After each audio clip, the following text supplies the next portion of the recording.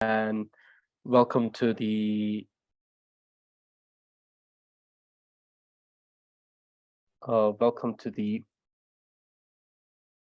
class on the Tree of Excellent Speech. So before we start today's class, I want all of you to choose a number between 1 to 20 and then write it in the chat. I want you to choose any number between 1 to 20 and write it in the chat. So we will use this during the end of the class, where we will have question answer session, and I will choose number from here. Okay, so please choose any number between 1 to 20. So please, every one of you should choose a number, because I've actually created enough questions for everyone. I have actually made 20 questions, so therefore we can have like a draw. So yes, this number will be used as a reference so that I can choose the number from here, and those whomsoever's number is being chosen will be given a certain question. So I will send the questions after we're done with the lessons. So please choose any number between 1 to 20. So we have 16 participants today. Okay, so we have 14 participants today. So I request everyone to choose a number. The questions are everything that we have studied till here, and some of them are there. No, the class is in English. It's a Tibetan class, but it's in English. So yes, if you want to answer in Tibetan, that would be also fine. It doesn't matter. So please choose any number between 1 to okay. Lasso, those who are able to, please choose any number between 1 to 20, and then we will assign questions later.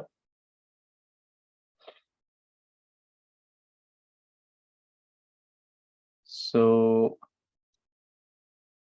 those who have not chosen a number, please type it in the chat, and we will choose accordingly later.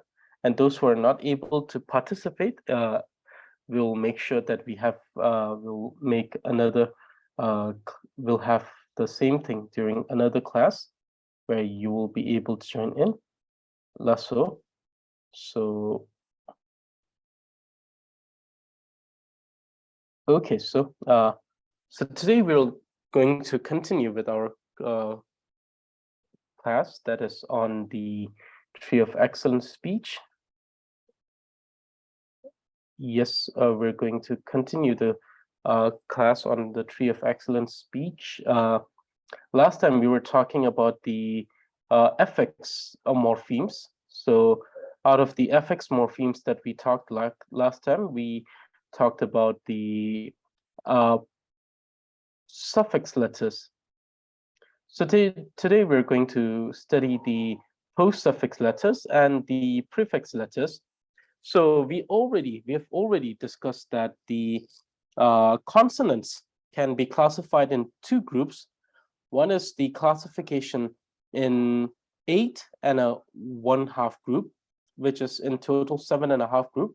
And the reason why we have a half group is because each of the group of the consonants has 4 consonants, except for the last group, which only consists of 2 consonants, thus known as the half group.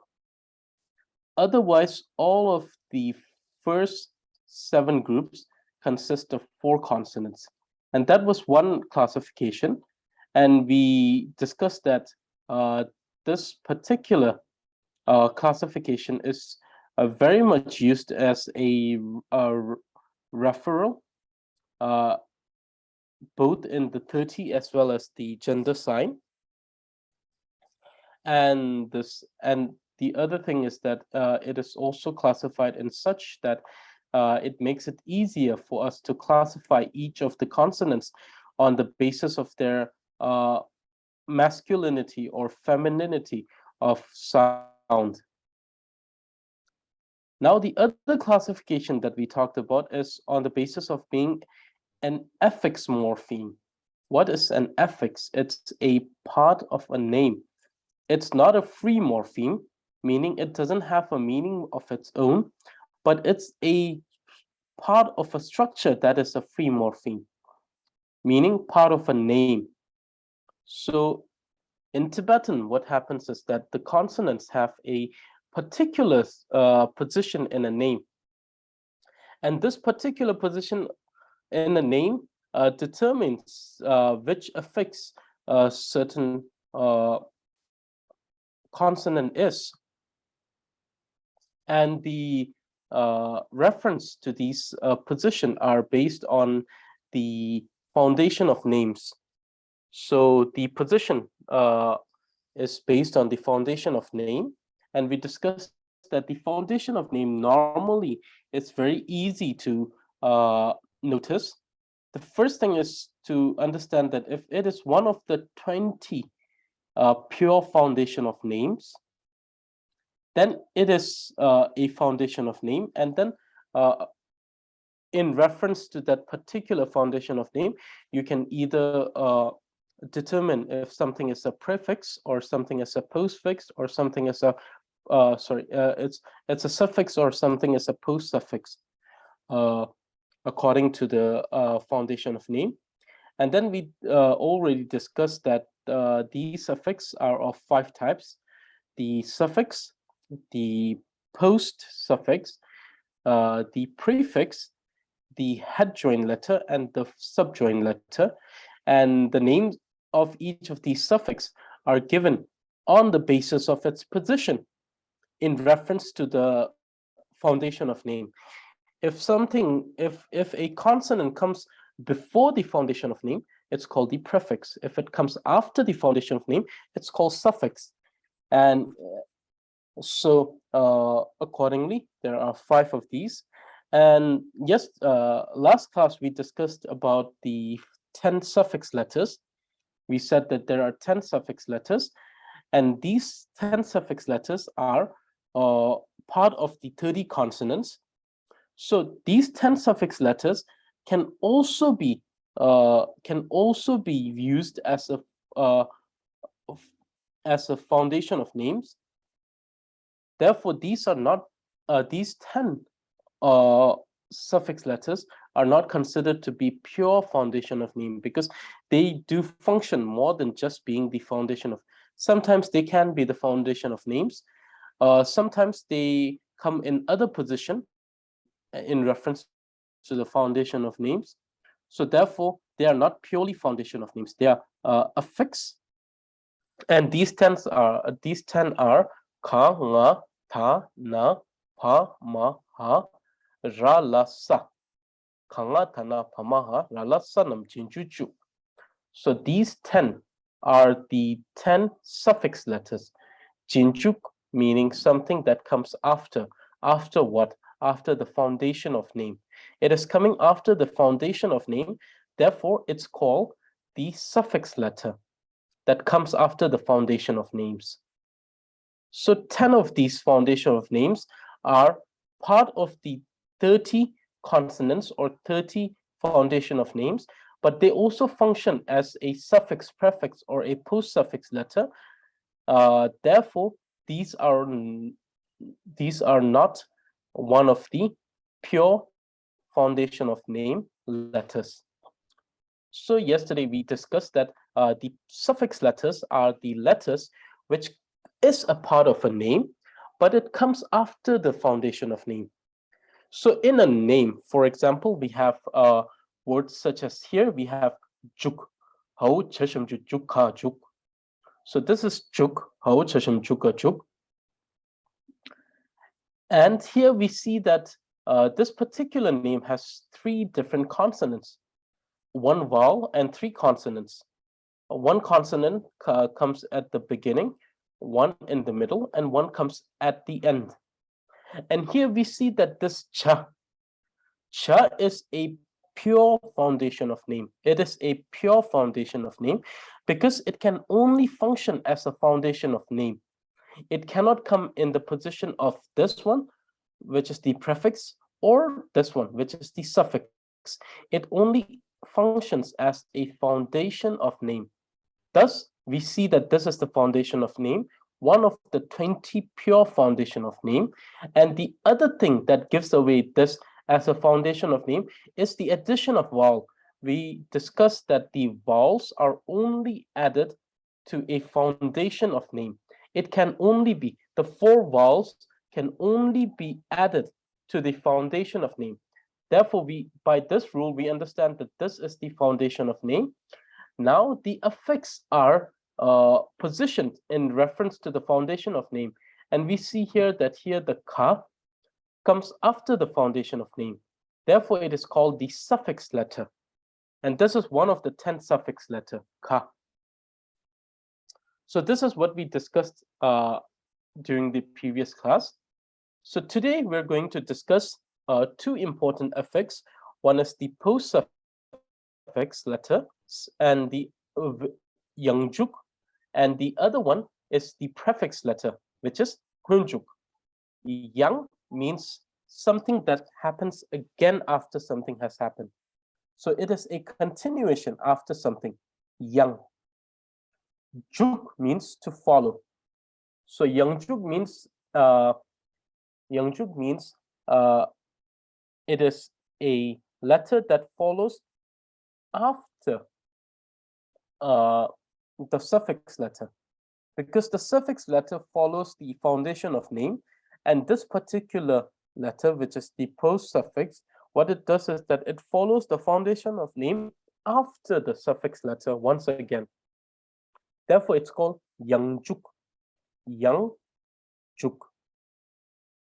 So now from the text itself, the tree of excellent speech, the text, it states, Tata sani yangju de tani nara lasumtang sani kanga pamar top. So it states, the first line states, Tata sani yangju de. Ta tang sa, which means ta and sa, 2 of these consonants are known as post-suffix letter yangjuk. Tata sani yangjuk de, ni means both. Here at this very particular sentence, it means both. Normally, ni means 2, but here it means both. So both ta and sa are considered as post-suffix letters. So letters that follows jinjuk after the foundation of name. So both ta and sa are considered to be post-suffix letters. Tani nara lasumta. So ta, which is the suffix letter, post-suffix letter ta, follows 3 suffix letters, which is na, ra, la. Tani nara lasumta. Ta follows suffix letter na, suffix letter ra, and suffix letter la.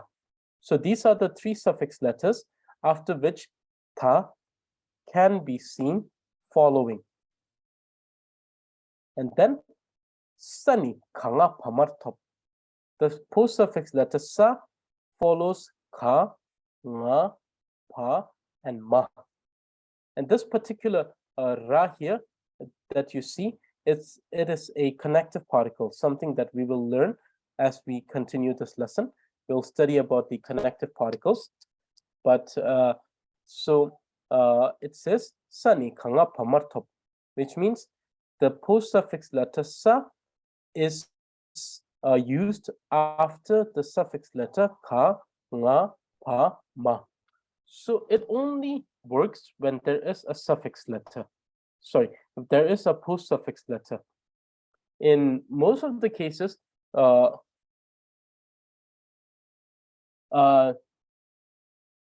te.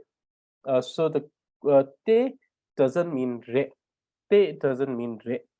Te is a continuative particle.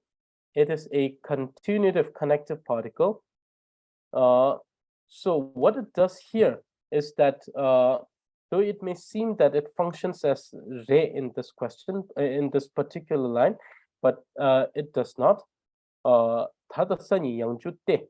Which is that what it does is that it acts as a conjunction between this and these two lines. So what it does is that it acts as a continuative particle, which tells us that this particular statement is not finished. It continues with these two. It says these are the two post-suffix letters, and this is how it is. This is how they follow.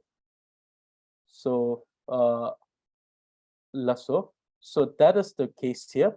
Here we see that te functions as a conjunction. What it does is that it shows that this particular statement is not finished, and the continuation is in this both lines. So therefore,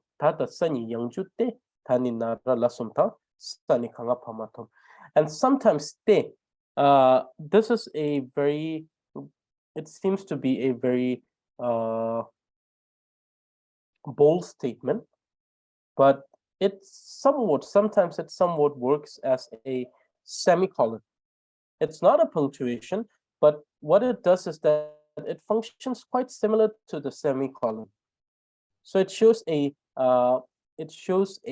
continuation of a statement. So it states, no, this is not done here. We still have continuation down there. So it's more like a conjunction. So that is the function here. But definitely, one reason why this class becomes important is to give you an idea what the connective particles are. Sometimes what happens is that the connective particles are interpreted in a way that it doesn't feel very justified to them, because they have their particular usage. That is the reason we are going to study each and every one of the usage of these continuative particles, so that the usage of these continuative particle, including the translation, becomes justified. So therefore, so we have ta tang sen yi yang ju de. So ta and sa, both of them are post-suffix letters, and ta ni nara la sun tang san ni kanga pamatom. The post-suffix letter ta is used with the suffix letter na, ra, la, and the post-suffix letter sa is used with the suffix letter ka, la, pa, ma.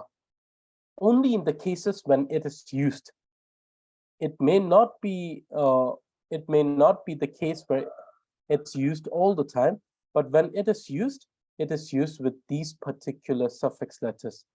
There are 10 suffix letters, out of which ta follows the 3, which is na, ra, la, and sa follows 4, which is ka, la, pa, ma. Other than that, it doesn't follow any other suffix letter. So, definition. These are affix morpheme. So these are affix, meaning that these are not free morphemes.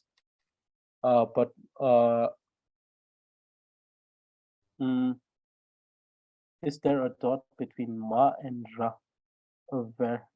No, there is no dot here. This is a continuous particle that is used without a dot. So this is the characteristic of this particular continuous particle. So these are affix morpheme, meaning these are not free morpheme, they are affix, which functions as a part of a name that follows after suffix letter. So we have the foundation of name, then we have the suffix letter. Now, either of these, either ta or sa, may follow the ka. It's not a case where it follows there 100%. There are words which may not have the post-suffix letters, but there are words which have the post-suffix letters. So we see that in those cases, we see that these two, either of these, may follow after a particular suffix letter. So these type of affix are known as post-suffix letters, something that follows the suffix letter after the foundation of name. So like we discussed, the very name depends on reference with the foundation of name. One that follows this is suffix. One that follows the suffix, which follows this, is post-suffix. After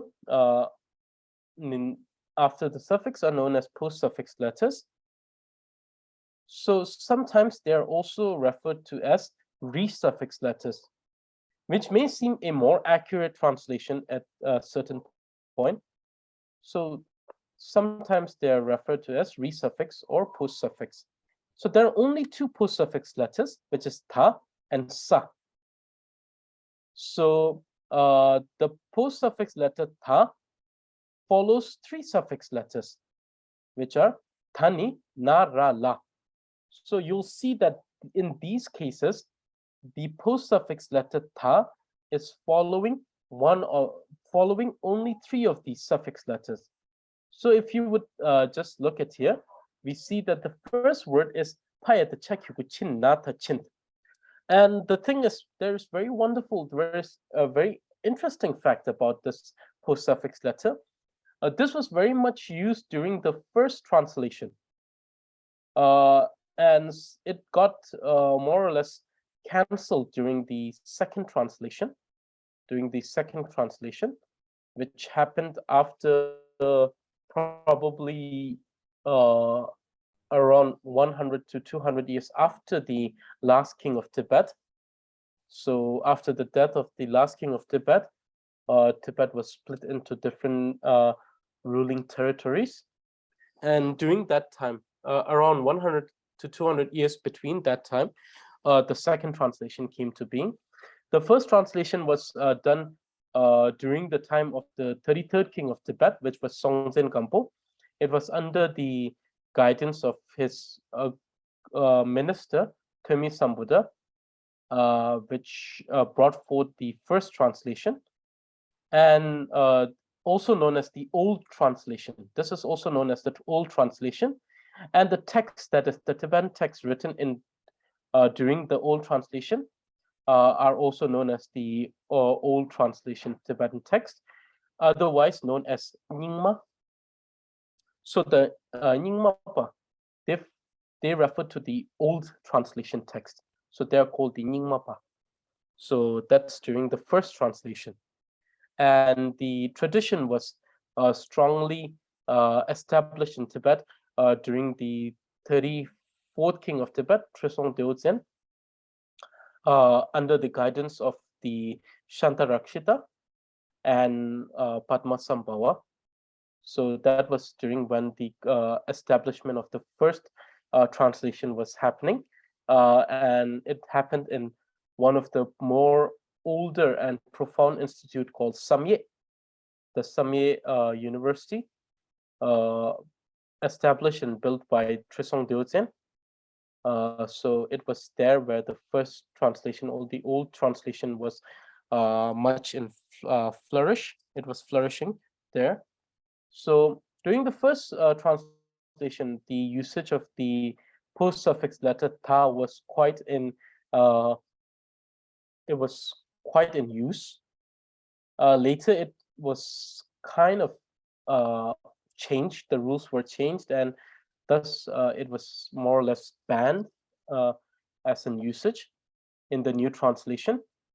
So most of the usage of the ta, which is the post-suffix letter, comes with a imperative sense, which is to command. Imperative as in command, not as in request.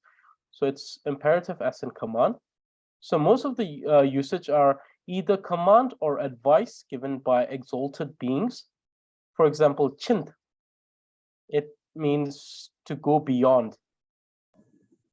So chint, we have this particular word, and we see that here the chint starts with the foundation of name. And you'll ask me, how do you know this is a foundation of name? Well, first thing is that this is one of the 20 pure foundation of names. Other is looking at the vowel. We see that this particular word has a vowel. So pa at the chekyuguchi, and pa is the foundation of name. Now we see that na follows pa.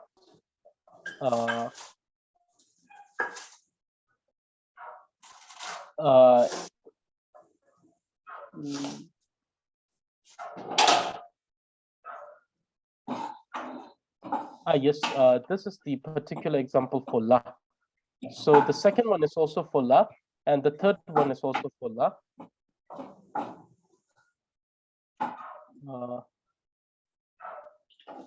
Yes, please, let's see if we can do it from here. I think everyone is muted at the moment. So yes, both of these are example of post suffix letter la. So the first one is chint, chin nata chint, where we see that the suffix letter is na, and it is followed by the post suffix letter ta. So chint. Chint means to go beyond. It means to go beyond. So normally we have parul to chin or parul to chint, which is to go beyond. So we have chint. Here we see this is the foundation of name, this is the suffix letter, and this is the post suffix letter. Similarly, here we see that the foundation of name is ra, because we see that the vowel is attached to this particular part of the name. So this is foundation of name. The suffix letter is la, so it's not ra, it is la here. And then we see la, ta, rult. So parult, rult is the other side. So to go beyond to the other side, rult. And another one, rult, means to be absorbed. So chugi ingsu rult means to be completely absorbed in the center of dharma. So rult. Another meaning of rult is to play. So it has multiple meaning. One meaning of rul, parul, means the other side, dwelling at the other side. Another meaning of rul is to completely be absorbed. And one meaning for rul means to play or to dance. So these are the meaning of rul. So we see that rult is another example. And then kult. Kult means to command or to ask someone to do something. So kult. So we see that we have the post suffix letter ta, which follows the la, which is the suffix letter. So this is the case here, where we see that ta follows la. So kult. So these are the cases. And now the post suffix letter sa, which follows four suffix letters, which is kang, la, pa, and ma. So the first one is sakataka kukha, so kuk. So here we see that ka is the post suffix, the foundation of name, because it has the vowel, followed by ka, which is the suffix letter, followed by sa, which is the post suffix letter. Similarly, we have the second example, which is kang, la, sa, kang, where we see that we have ka, which is the foundation of name, nga, which is the suffix letter, and sa, which is the post suffix letter. So you may ask, oh, but in this case, we know that ka is not a pure foundation of name. Plus, it doesn't have a vowel. So how do you know that this is the foundation of name? And the reason why I know that this is a foundation of name is because first thing is that if it was a prefix letter, if it was one of the 5 prefix letter, I would pronounce it saying kou. So if ka was a prefix letter, normally I would pronounce it saying kou. So it comes with the pronunciation also. So the way you pronounce it also helps you determine whether it's a foundation of name or a prefix letter. If it was one of the 5 prefix letter, the pronunciation would start as khẩu, phẩu, thấu, mẫu, hấu. So that would be the way it would start.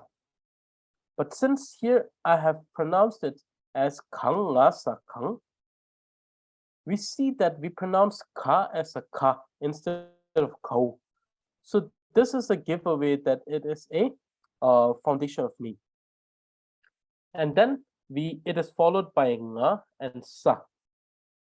So this becomes the suffix and this becomes the post-suffix. And then another way to do it is the way you pronounce the post-suffix letter. If you have the sa as a post-suffix letter, mostly in the central part of Tibet, how they pronounce it as se, kang la se, kang. So it's a more central regional dialect influence. So in more eastern part of Tibet, it is pronounced as kang la sa. But in the central Tibet, it is pronounced as kang la se. And the moment you pronounce it in under that influence, what happens is that the way you pronounce the sa tells you that this is a post-suffix letter, because only when sa is in the position of a post-suffix letter, it is pronounced as se. So kang la se kang. So that's another way you can actually determine that it's a post-suffix letter by the pronunciation. So in these type of situation, you will have to strongly rely on the pronunciation. With the way you pronounce it tells you a lot whether it's a suffix or a post-suffix or a prefix letter. So therefore, in this case, we see it's kang la sa or kang la se. And the moment you pronounce it as kang la se, you'll know that the sa is the post-suffix letter. And ka becomes the foundation of name, because for it to be a post-suffix letter, it has to follow a suffix letter, thus automatically making this a suffix letter. And for this to become a suffix letter, it has to follow a foundation of name, thus automatically making it a foundation of name. So this is a logical chain that you have to build in your mind. It has to be a logical system of chain, a chain of logical system that gives you these kind of reasoning. So that is one of the things that can help you tackle this thing called foundation of name. Otherwise, in the easier cases, just look at the vowel. If it has a vowel, it is the foundation of name. And from there, you continue establishing different affix. Kang. And now the third one is tapase, tap or tapasa, tap, where we see that ta is one of the 20 pure foundation of names, thus establishing it to be foundation of name. Following this is pa, which is one of the 10 suffix letter, this being a suffix letter because it follows the foundation of name. And then followed by sa, which in this case becomes the post suffix letter. Tap pa sa tap, tap pa se tap. And then we have payata cham masa cham, or payata cham mase cham. So you may understand that in certain Eastern Tibetan dialect, the very pronunciation of payata cha will change a little bit. So towards the more eastern side of Tibet, this will be pronounced as payata sha instead of payata cha. But that is under the original influence, the influence of regional dialect. The written language is always pronounced as payata cha, payata cham masa cham. So here we see that pa is the foundation of name for just one reason, that is because it has the subjoined letter in this case. So the head joint letter and the subjoint letter are only joined to the foundation of name. Therefore, Payatacha, we see that it has these subjoint letter. So therefore, it becomes the foundation of name, followed by another consonant, which becomes the suffix letter, followed by one more letter, which makes it into a post suffix letter. So sa here is the post suffix letter. So you see that these are the post suffix letter, the ones that follows after the suffix letter, and the sa follows four particular suffix letters, which are ka, nga, pa, and ma. Sani, ka, nga, pa, martop. Sani, ka, nga, pa, martop. Meaning the post suffix letter sa can be used with these four suffix letters in a name. And the examples are given here. So these are the two suffix letters. There are two suffix letters. The first one is ta, and the second one is sa. The ta, as I've already told, was mostly used during the first translation, the old translation, but it was more or less banned during the new translation. And most of the time, it's used as either advice or imperative form as command. So it can either be used as a command, or it can also be used as an advice given by an exalted being or someone who is an elder. The second post suffix letter sa is still widely used to this day, and these so the post suffix letter ta follows three particular suffix, which is na, ra, and la. The post suffix letter sa follows four suffix letters, ka, nga, pa, and ma. And the examples are given here. Okay, now these are the two post suffix letters. Now the third type of affix is known as the prefix letter. Honjuk. Hon means something that comes before. Now the question is, what does it come before? It comes before the foundation of names. So every position is determined in reference to the foundation of name. If it comes before, it's prefix. If it comes after foundation of name, it's suffix. If it comes again after the suffix, it's post suffix. So we have, in that particular usage, we have three different affix morphemes: the prefix, the suffix, and the post suffix.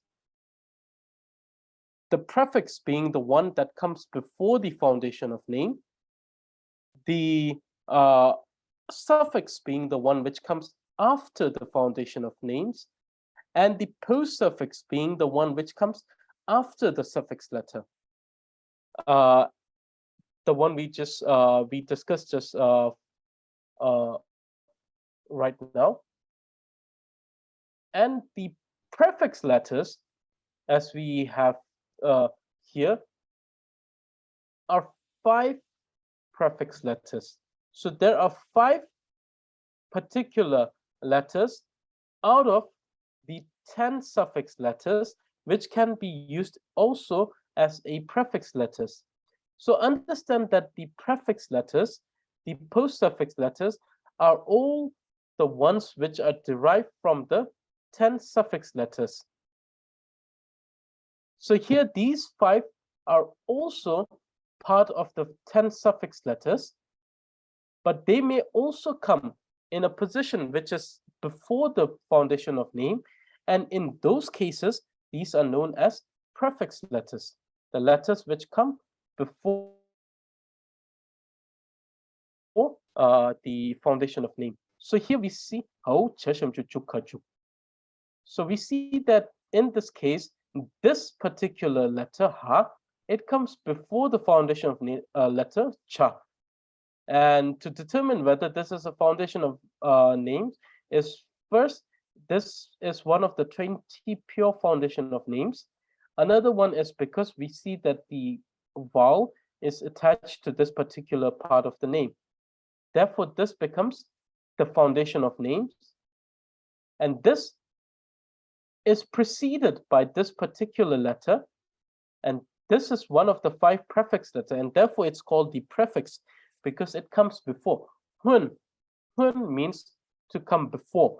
Before what? Before the foundation of names. So 5 foundation of names. So these are affix morpheme, which functions as a part of a name that precedes the foundation of name. So it comes before the foundation of name in a name. The prefix letter are also known as pulik. So they are also called pulhik. So another name for prefix letter is pulik. That means something that comes before. Before what? Or something that is being followed. Followed by what? Followed by a foundation of names. Konjuk nga. Nga means 5. Konjuk means prefix letters. So 5 prefix letters. And what are the 5 prefix letters? These are ka, ta, pa, ma, ha. Ka, ta, pa, ma, ha, ngonjuk. So these 5, ka, ta, pa, ma, and ha, are also known as 5 prefix letters, as it comes before the foundation of names. So these are the 5 prefix letters: ka, ta, pa, ma, ha.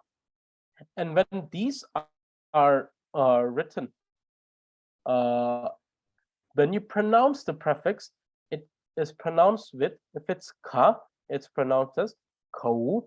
If it's ta, it is tau. If it's pa, it's pau. If it's ma, it's mo.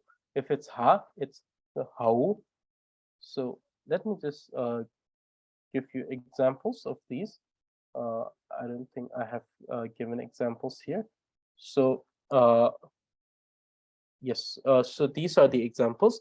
So for ko, we have ko, yaka, yak. And sorry, let me just so ko, yaka, yak. So what does yak means? Yak is an animal in Tibet.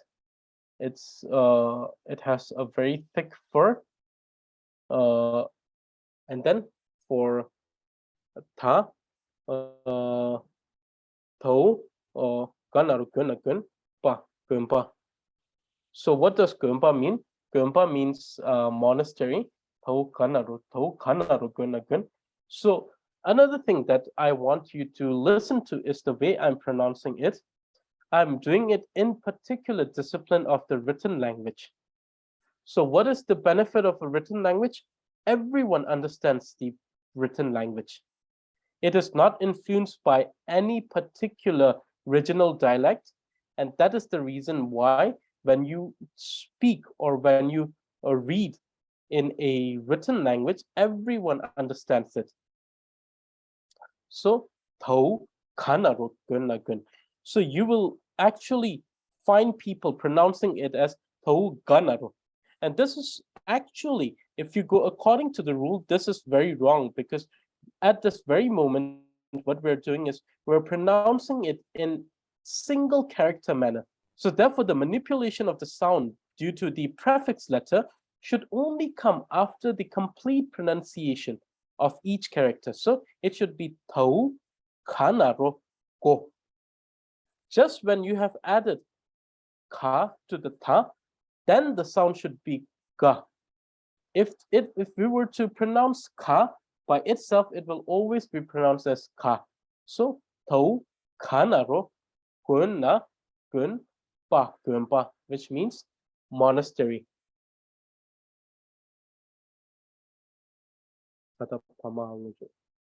Po kanaru gota gu, po kanaru gota gu, which means to divide.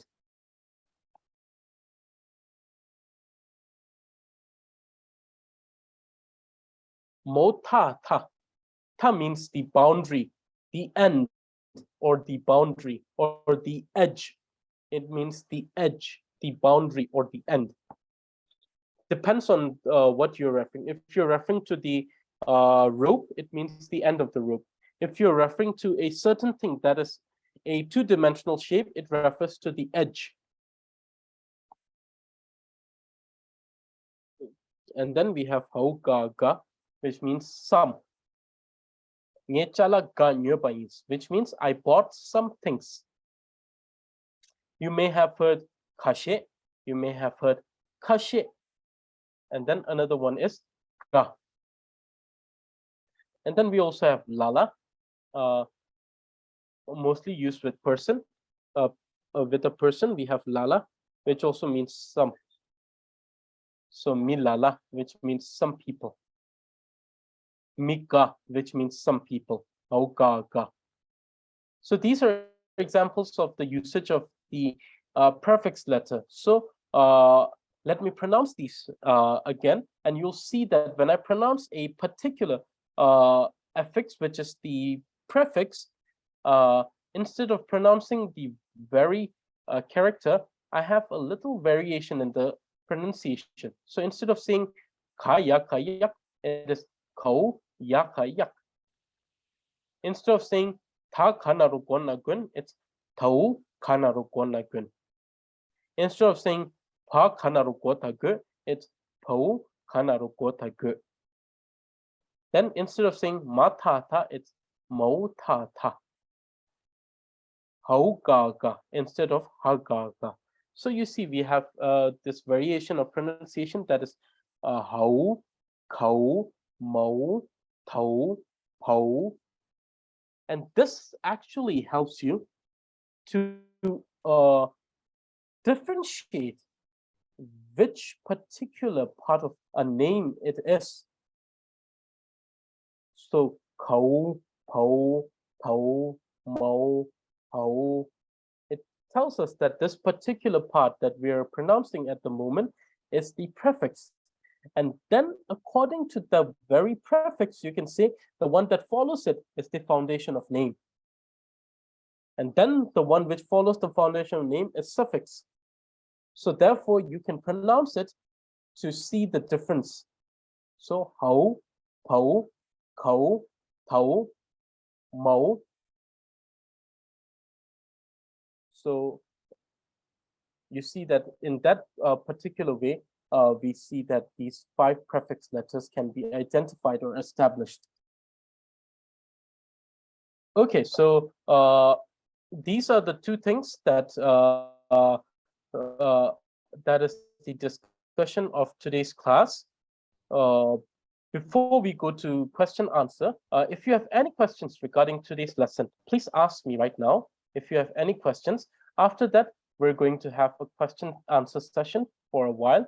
It will be like 5 to 10 minutes, during which I will see how much of the lessons that we have done is being retained and how much needs to be revised, or it's just a small revision. That's it. So does anyone have questions regarding today's lesson, which is of the post-suffix letter and the prefix letter? So please ask away. Any questions? Yes. Ritu, go ahead. Okay, Gella, can I ask a question? Yes, please. Okay. You say the old translation, there is any difference between old translation and classical Tibetan translation? So the current, so both of them are classical, but the thing is that the current usage of Tibetan language is mostly inclined towards the new translation, which happened. So the difference between the old translation and the new translation is almost it's almost 300 to 400 years. So the old translation came into being around the time of the 7th century, and the new translation came into existence around the end of the 11th century. So the difference is around 400 to 450 years. So currently we are more inclined towards the new translation. So there are certain things that we have banned during the new translation, which was used during the old translation, one thing.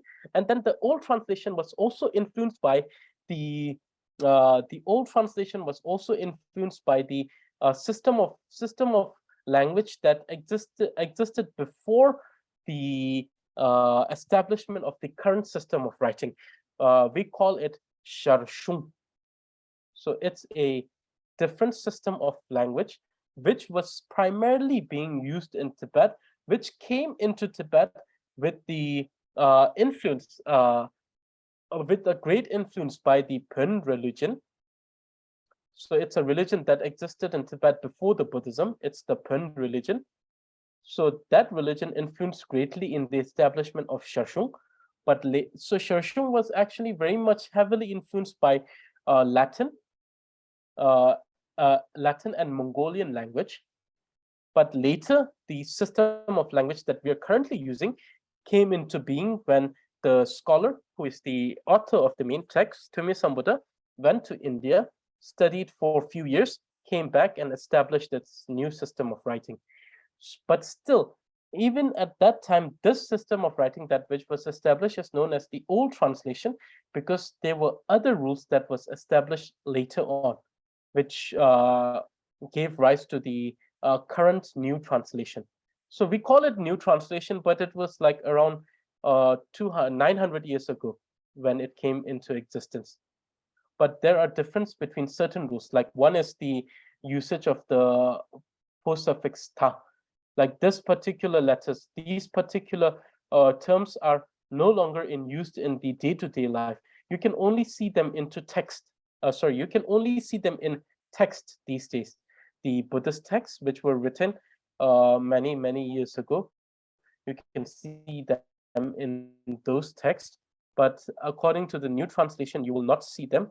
These are only used either in autobiography or to write the text to write while translating the Buddhist text from Sanskrit language. These are the only times when we're using this particular post suffix letters.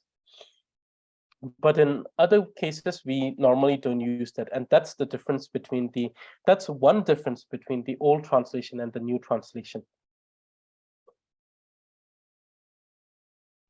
Okay, thank you very much.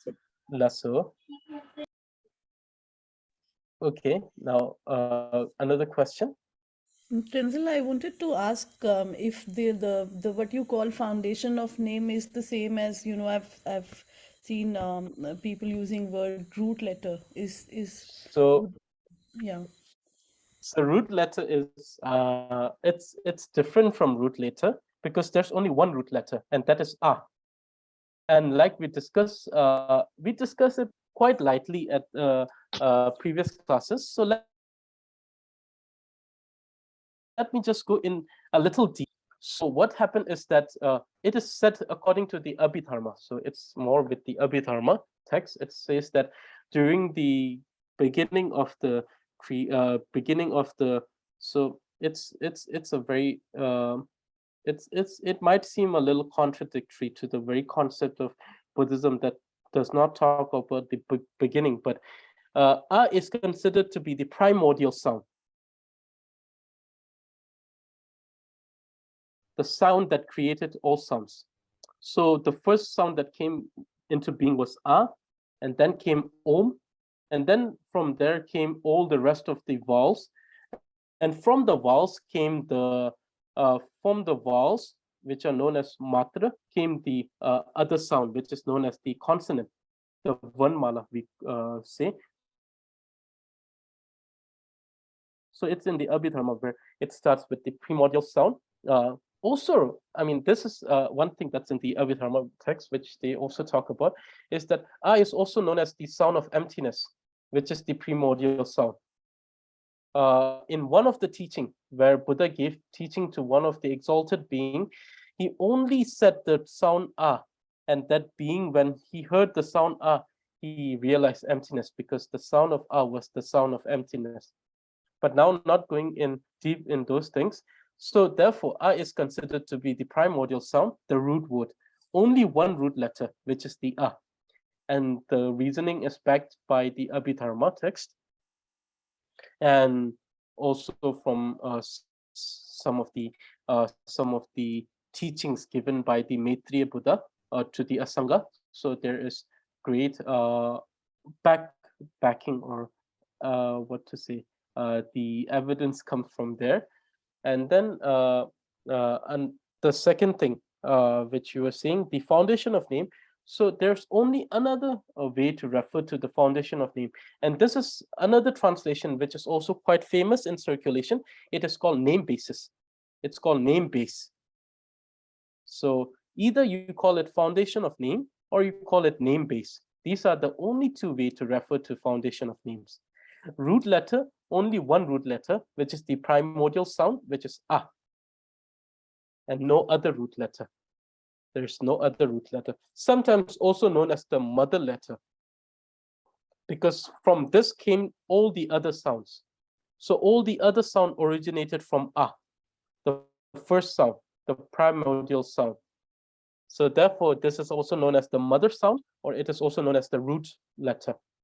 So there is no other root letter.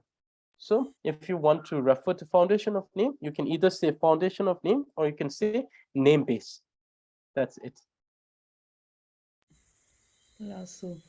That's all. Also, I wanted to clarify the meaning of the word morpheme that you use very often Yes, yes. with affix. Why don't you just say affix, and why you use affix morpheme? So morpheme, in a sense that the reason why I use morpheme is to emphasize on the fact that this is a part of a part of a grammatical structure, so that to emphasize each of these things as to be a part of a grammatical structure, I have used the term morpheme. Because when I use the term morpheme, what it does is that it emphasizes on the fact that it is a grammatical structure. It talks more on the technical aspect of being a grammatical structure. That's the reason why I said affix morpheme rather than just saying affix, because the concept of affix seems to be there also in English. So here, the reason why I have written morpheme is to make a distinction between that concept, which is there already in English, and the concept that's in the Tibetan. That's the reason why I have used affix morpheme. This is one reason why I have used affix morpheme. And another one is because when it comes to more grammatical and technicality of things, this I refer to one grammatical book which uses quite the same type of terms that is used here. So there too, they put an emphasis in usage of the word morpheme.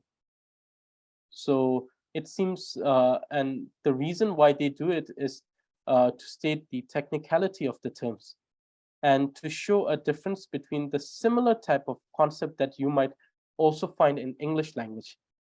So affix is there also in English. And the reason why I say affix morpheme is to differentiate the concept. So that's another reason why I'm using affix morpheme. Lasso Tenzin, I got it. Thank you. Lasso. Okay, so is there any more questions? Does anyone have questions regarding today's lesson? Yes, Tenzila. Yes. So I have a question about the sa prefix you mentioned. Like when we pronounce it, so we Yes. pronounce it say, right? Gha, nga, sa, gang, say. Khang nga se khang. Yes. Khanga. So you put the la word also in between gang, nga, la, say, like this. So khang nga la se, it's not possible. Mm-hmm. And it's not possible because la la, when it follows nga, is normally during when nga becomes the foundation of name, right? And nga normally doesn't follow, so nga doesn't follow as a foundation of name if it has a prefix which is ka. Okay. So nga will only follow two particular prefix, which is pa, and another one is ma. So only if you have a prefix which is ma and ta, you'll see that it will have the foundation of name nga. But if you have ka, it will not have a foundation of name nga. It will have another foundation of names, but it will not have nga as the foundation of name. So that's the reason why it cannot be ka, nga, lasa, lase. Because if we had la, it should if it has sa at the end, then the la automatically becomes the suffix letter, right? And therefore la automatically becomes the foundation of name, and ka automatically becomes prefix, but ka cannot be a prefix in this case. But now you may argue, you may say like, oh, in that case it doesn't matter. Can we say tau nga la se, right? Then I'll say that there is no word such as tau nga la se.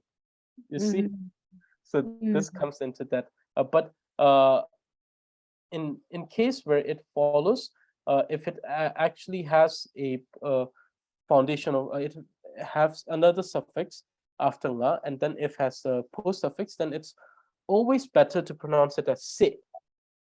The thing is that it is a little bit influenced by the central Tibetan dialect, but it helps you a lot in determining whether it's a post suffix letter or not. Okay. So, Yeah. So, Tenzin, so when we use the post suffix, so there also we change the sound, or it No. just remains silent? there you don't change the sound. There is no change in sound. There you pronounce it just as ta, pai the chau chin nata, right? But Okay. there you'll see that when you combine it, there will be a particular change in the sound. It will become chint. Chind. So therefore, you see that there is a strong pronunciation of ta at the end, right? And that would be the giveaway for it being the suffix letter. Okay. Okay. Yes. Okay. Tujhe chair Tenzin. Lasso. Jilla, can I ask another question? Yes, if you have any other question, please ask away. If you don't have any questions, then I have questions. Okay, I have a question. Why Okay. you use the fully? What is the meaning of full in the Which one? prefix? Fully. Full. Ao fast up to full ig. Pulik. Okay, pulik. So pulik means a letter that is, so it has two meaning.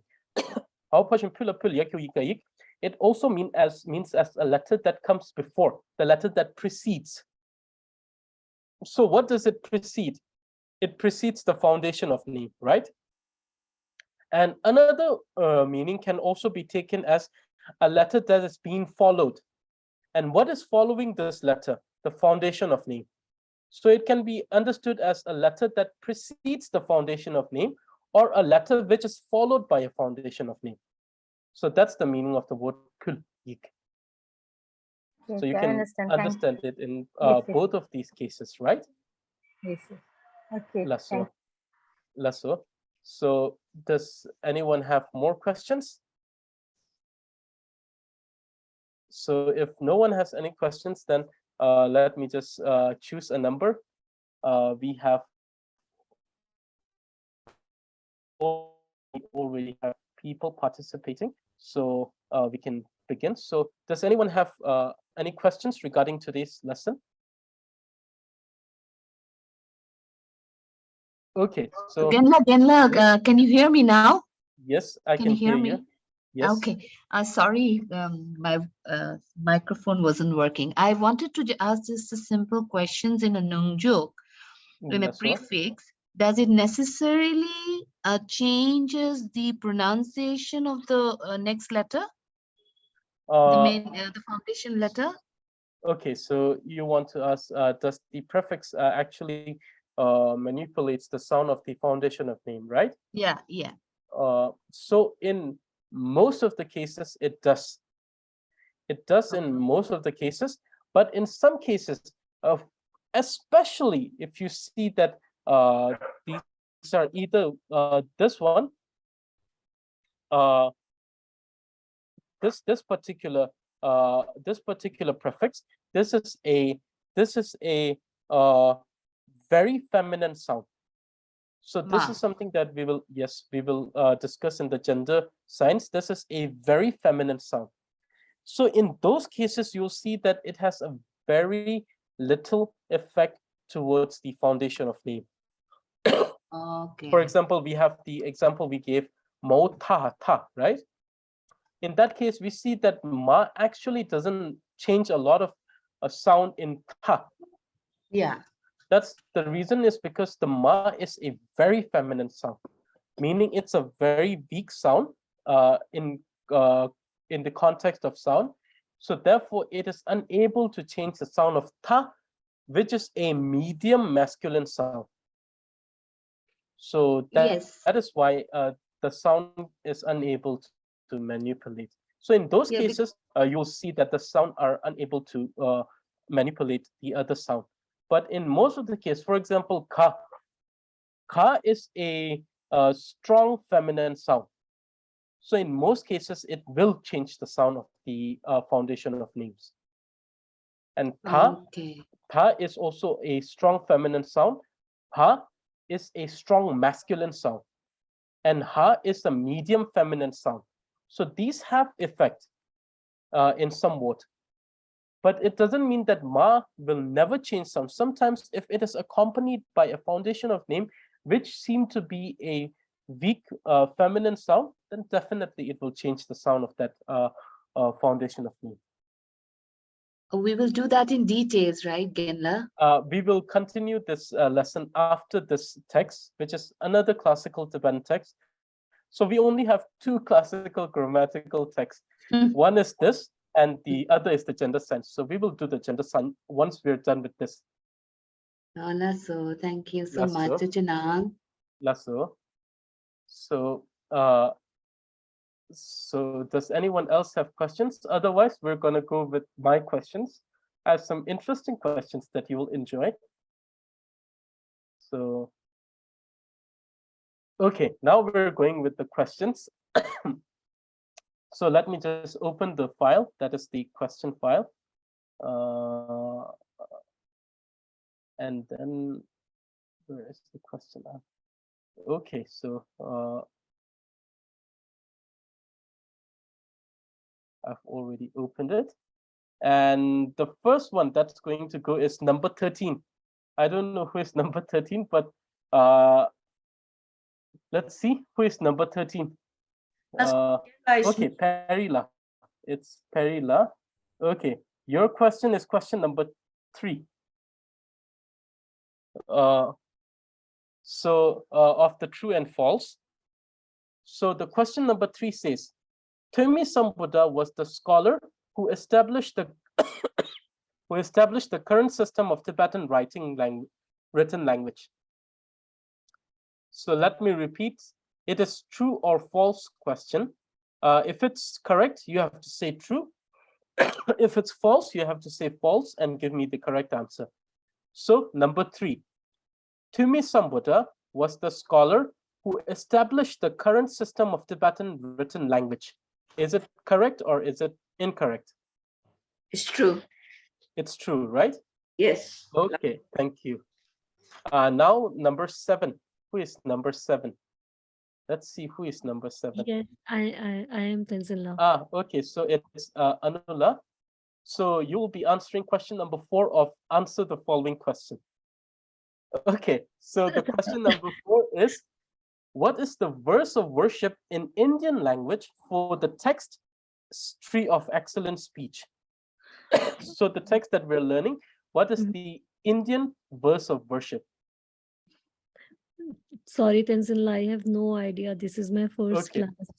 class. Okay. So in that case, we'll give you a question from here. So in this, so what you have to do is you have to identify the type of affix morpheme for the highlighted letter. So this letter, para the tashim tupa tup. So what type of affix is pa? So bha is the suffix letter. Perfect. So this is the suffix letter. Yeah. Okay. Now number 3. Who has number 3? Okay, it's Victoria La, number 3. Yes, Okay, yes. and for you, we have question number 6. The question number 6 states, what is the pledge of composing by the author Yangchen Dorje? What is the pledge of composing?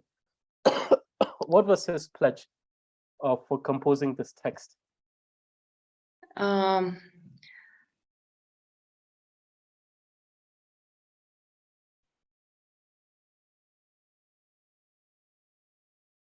To present the essence of the 30 Okay, in the most clearly way, in the most comprehensive and comprehensive and concise manner. wonderful. So he pledged that he's going to state the essential teaching of 30 in the most comprehensive and concise manner. Okay. So now number 11. Is there someone who has number 11? So no one with number 11. Okay, then let's say number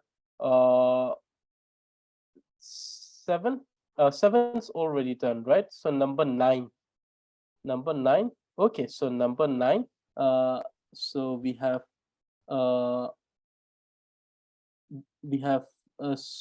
so It's me again, Lai. Yes, we can hear. okay. So your question would be okay, so your question would be number 5 of true and false.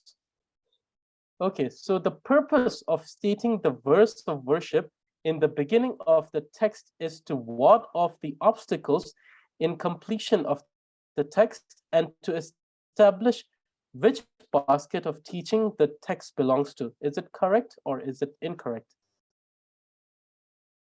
So let me read it once again. The purpose of stating the verse of worship in the beginning of any text is to ward off the obstacle in completion of the text and to establish which basket of teaching the text belongs to. Yes, I think it's true. Yes, this is true. So so now let me just give you an extra question upon this. So because what are the obstacles that may arise while composing a text? Author cannot finish the text. That's what I Okay. remember. Because of because which reason? So you mean substantive cause or what? He can be. yes, any circumstantial cause. So I don't know. He can die. yes, one is untimely death, and the rest. Oh, that's I don't remember. Maybe forget like me. So one you have said is untimely death.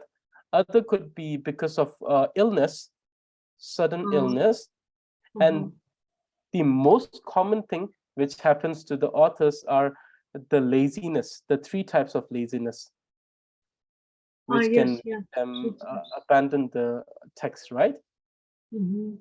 Okay. You forget. If you forget, it's also going there. Yes. Yes, if you forget what you're actually writing, you know.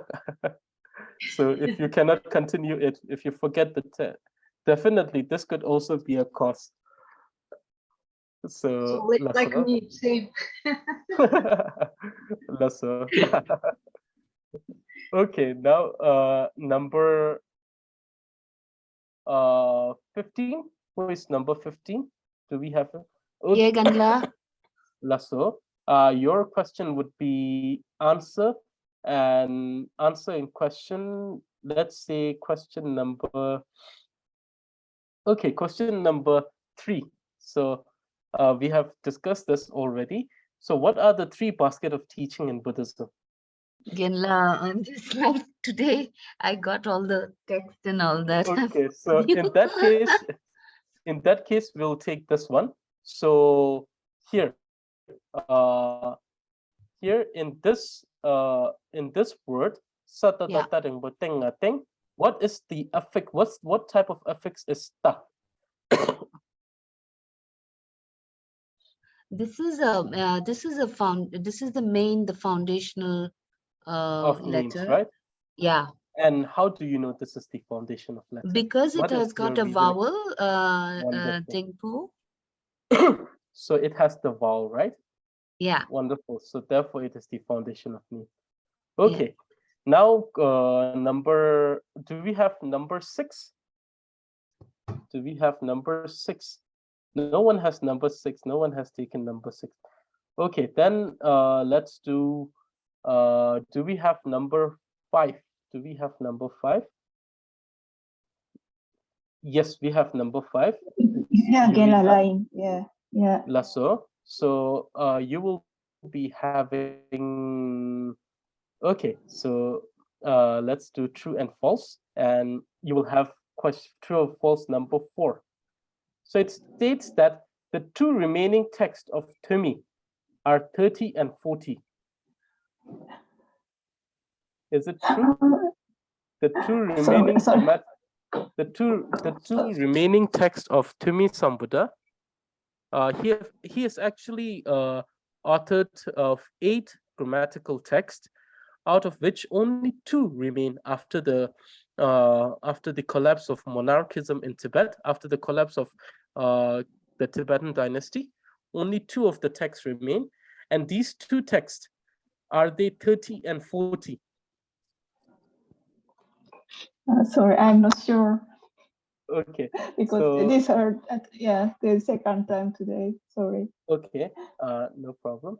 Lasso. So this is actually false. So before that, let me give you a question from here. So you see this word sadem, right? Yep. So here the ma is highlighted. Which affix does it belong to? Suffix. Why? How do you know this is the suffix? Because there is another post of suffix. So sa is the post Yeah. suffix. Yes. Okay. So this is actually one way to do this, but normally when you do this, please refer to the foundation of name. Yeah. So we see that sa is the foundation of name, right? Yep. Because it has the vowel, right? Yes. So now ma follows the foundation of name, therefore it is the suffix. So Yes. wonderful. So whenever you're trying to do that, make like in some cases, definitely you'll need to check from the post suffix, but in most cases you can do it from the foundation of name. Lasso, wonderful. So let me answer this question. So the 2 remaining texts are 30 and gender sign. So only 2 texts remains. There were 8, and there are evidence of these 8 other text, other 6 other texts written in the documents found from the caves of Tungho. It was a pile of documents which was actually preserved during the collapse of Tibetan dynasty and hidden in the caves of Tungho. So in those documents, there were evidence of these other texts, other 6 texts, because of which we can say that they were actually 8 texts which was composed by Tumi Sambuddha, out of which currently only 2 texts are thoroughly preserved, One we're studying, which we're studying a commentary of one of these, which is the 30. So we're studying the commentary of 30, and the gender science we will study later. So this is the answer. Now number 18. Who is number 18? Do we have 18? Okay, Yes. we have 18. Lasso. So for you, we'll have one answer question.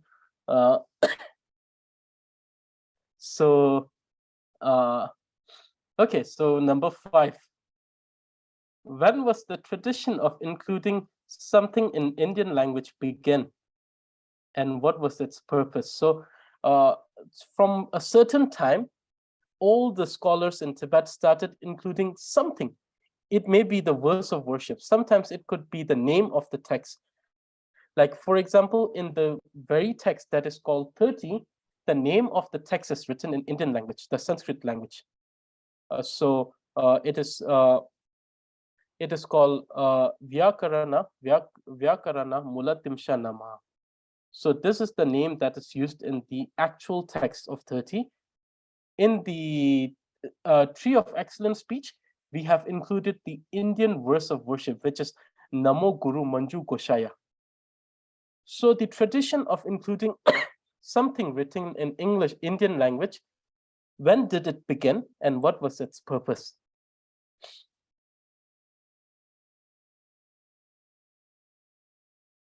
No, I don't think I remember. Okay, so in that case, I'll give you a question. But when was it? Okay. An answer. So I'll answer this. Okay. But before that, I'll give you another question. Lasso, Veronica. So here, there's a question for you. Is here. Right? Mhm. The highlighted one is ta. Mhm. So which affix morpheme does it belong to? It's post suffix. And how do you know this is the post suffix? Because of because na is suffix, and the first one is the foundation of name because it has vowel and it also has a subjoined letter. So Wonderful. So pa has a vowel and a subjoined letter, right? yeah. So this becomes foundation of name, and na becomes suffix, and ta becomes post suffix. Wonderful. So now the answer to that question, which is when was the tradition? So the tradition began during the 7th century, during the 33rd king of Tibet, Songtsen Gampo, first of the 3 Dharma kings of Tibet, and after which there was the collapse of Tibetan dynasty. And the purpose, there are 2 purposes. One is because the teaching that was given by the Buddha was given in, so definitely there is the case where people will say that the most of the teachings were given in Pali, but there was certain teaching that was given in Sanskrit also by Buddha. So therefore, to pay homage to the Buddha and his great teaching, all of the Tibetan scholars from that time, they started including something Indian, be it the name or verse of worship. And the other purpose is because during the time of Nalanda, the kind of books that were being published were of very great standard. And therefore, to show that the Tibetan scholars, to show that their books were of the same standard, they included something Indian. So therefore, these are the 2 purposes of writing Indian in the text. Lasso. So Veronica had to go. So now we have number 2. Do we have number 2? Yes, Kala. Yes. So number 2, we will have yes, we will have answered the following question. So okay, the question is, so this is a question that we already went through. So what are the 3 Indian grammatical texts studied by Yangchen Drubpay? So he studied 3 very important grammatical texts.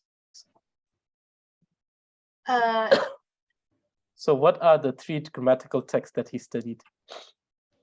Is it something Yes. called Kalapa or something? Yes, the first one is Kalapa. I can't remember the other 2. Okay, so Sorry.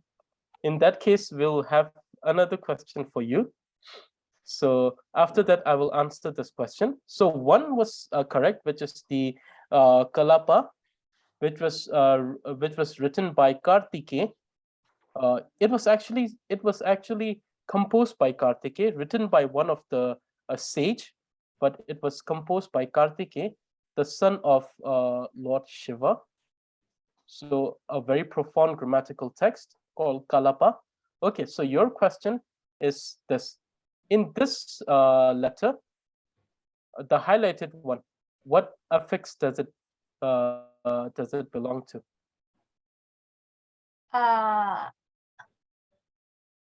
Is it the foundation of name? Yes, and how do you know this is the foundation of name?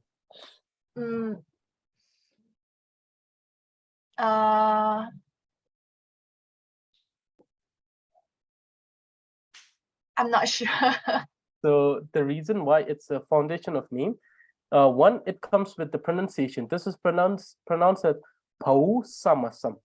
And since this is pronounced as Pau, we understand that this is the prefix, this is the foundation of name, and this is the suffix. Okay, So this is with the pronunciation. Lasso. And the answer to this question, the 3 texts, the first one is Kalapa, composed by Kartikeya. The second one is Panini, composed by Panini. And the third one is Chandrava, which is composed by Chandragoni. So these are the 3 texts: Kalapa, Panini, and Chandrava. Okay, Lasso. Now number 10. Who is number 10? Do we have number 10? Lasso. So you will have answered the question. So your question is, okay, what are the 3 types of laziness, and give an example for one? The 3 types of laziness. The first one would be the laziness of procrastination. Okay. Although some I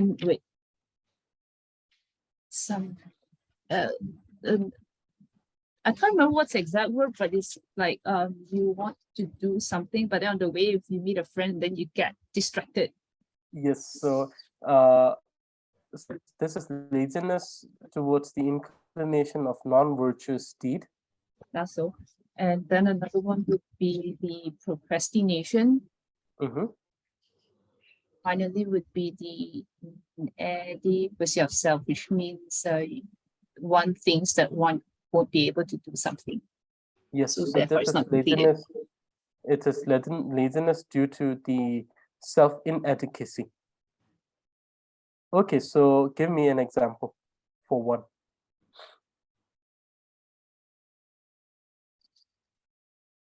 Give an example such as? Any example for one of the laziness? For example, like non-virtuous activities means Okay. You probably do some other activities based on pleasure. And Other then than doing if it's this text means writing the text or doing something for Yes. Dharma. So instead you do something out of pleasure, something that you like, or yeah. Yes.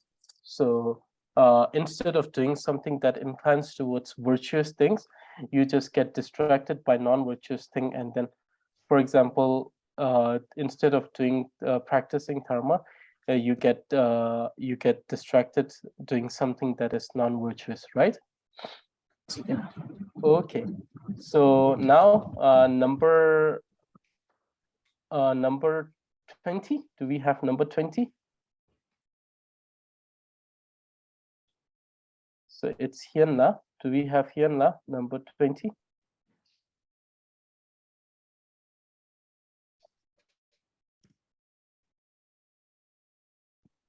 Okay, so then we're done with numbers 13, 9. So Victoria La is not here. So it's only Hyun La. So do we have Hyun La? So I think Hyun La is unable to hear me. So so number 17 disappears. So I guess this is it for today. And all of this is going to be your homework, your assignment for today's lesson. So there are in total 20 Well, I want to questions. say one question. Yes. Number 9, I know. Number 9, you know the number 9. Yes, yes. Okay, so who was the teacher of Thimisambuddha when he visited India? Yes, yes. I know that name. BP Datta or Ved Vidya Singha or Ved Singha? Yes, it was Vidya Singha. it was Dev Singha. Dev Singha, yes. Yes, so he was the teacher of Thimisambuddha who taught him everything about grammatical system. Yes, wonderful. So I mean, if someone wants to try either of the questions, you can do that. Otherwise, we'll call it a day, and then this will be your assignment. And you can directly send it through me the Telegram, or you can send it through me to me through email. So you can do that either way, you know. So the email will take a little longer. So you must understand that email takes a little longer.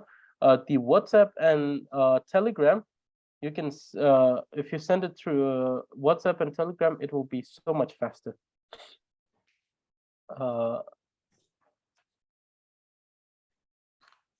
Yes, let me just send it here.